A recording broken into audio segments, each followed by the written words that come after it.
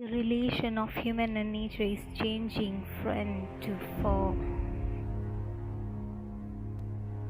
Humans pollute the air, land, and sea.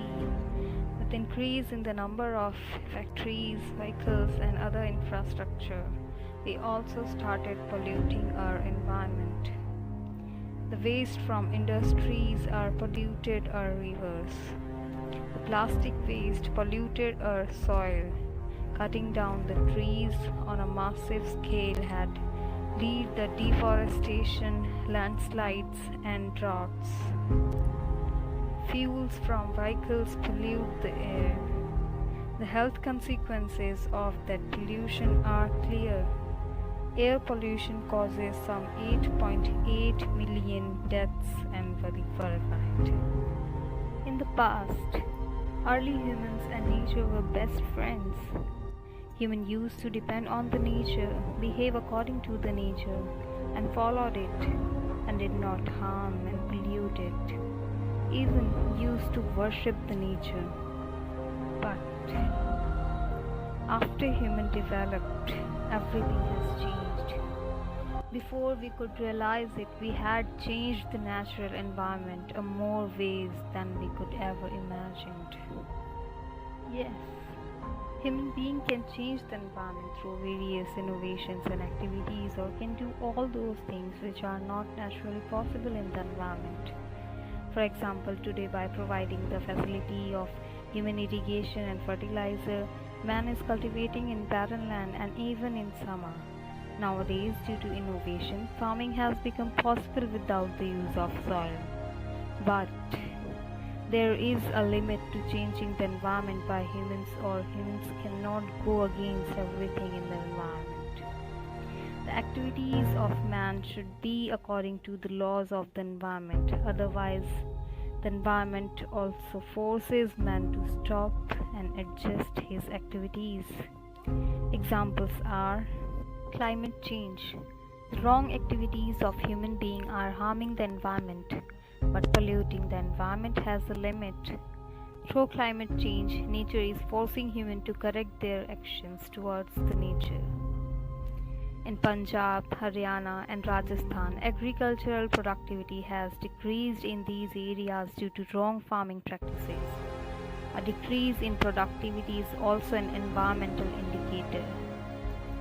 Jakarta, the capital of Indonesia, is now submerging in the sea due to the overexploitation of groundwater. The water crisis in many cities of the world is due to excessive exploitation of groundwater and non-conservation of water. The water crisis in Chennai is the latest example of this. The recent Kerala floods are the result of overexploitation of the Western Ghats. The environment acts as a controller of traffic.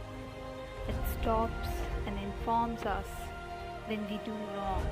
Man can speed up, slow down, or stop the development program of the country, but he cannot go against the plan of the environment.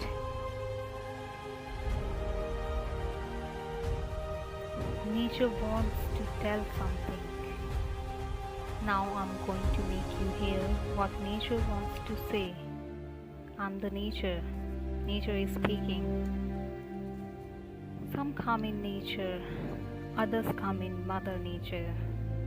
I have been here for a 4.5 billion years, 22,500 times longer than you. I don't really need people, but people need me. Yes, your future depends on me. When I thrive, you are thrive. When I falter, you falter over. But I have been here for beyond. I have fed species greater than you, and I have starved species greater than you. My oceans, my soil, my flowing streams, my forests, they all can take you. that you choose to each day, whether you regard or disregard me, isn't really matter to me one way or other. Your actions will determine your fate, not mine. I am nature. I will go on. I am prepared to evolve. Or you. Nature doesn't need people. People need nature. Earth's environment is changing everywhere around the world. This is happening now. Global temperature is rising. Stop pollution and cool the air. Play a role. Plant trees for the future. Not only plant, also take care of them. Reduce, reuse, recycle. Save the planet. Protect the earth. Climate change. The challenge facing our climate is the greatest existential threat of our lifetime. The actions we'll take now will determine the future for generations to come. Now is not a time for half measures, nor is it a time where we can afford to continue our prioritization of profit over people. Climate change is greater than any one of us, but it requires every single one of us to come together to ensure there can and will be a future for the next to come. This isn't a problem half measures can solve. It goes beyond energy efficiency and zero net emissions. We need to actively remove carbon from the atmosphere and do so within the next 10 years, or else we face irreparable damage to our atmosphere.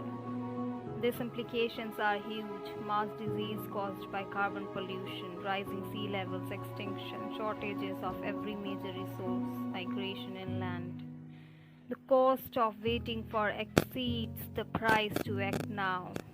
We need bold policies that put the life and continuity of humankind above profit.